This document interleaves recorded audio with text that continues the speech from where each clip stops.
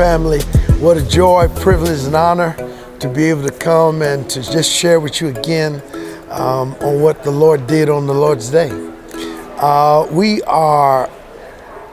kind of veered from what we were working on and working toward finishing in 1 John chapter 2 about the spiritual developmental levels of every child of God.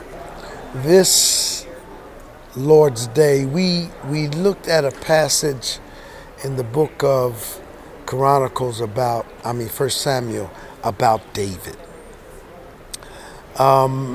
He's throughout all scripture. And I just asked the question, what made David so notable?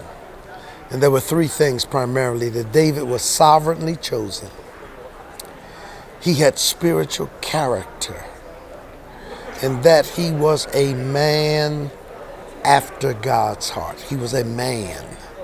Most people want to forget that aspect about who he is and who he was. He was a man. And like other men and women, have faults, have frailties, have shortcomings.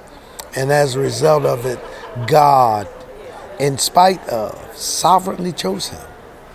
And God chose him because he had spiritual character after God's heart, which simply means this: whenever David went wrong, he sought to get it right, like we ought to do. And last but not least, if David never recovered, if he would have never bounced back, if he would have never gotten up, we would have never had Psalms like Psalms 23, where the Lord is our shepherd, and Psalms 27, that talks about whom shall we fear. He's the strength of our life. Of whom shall we be afraid? Psalms 37 deals with the issue of not being fearful of our enemies, because God will soon make them get cut down.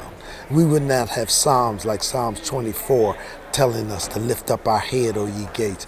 We wouldn't have many Psalms like Psalms 100, serving the Lord in gladness, make a joyful noise before him. If he would have never recovered, we would not have had Psalms like those Psalms.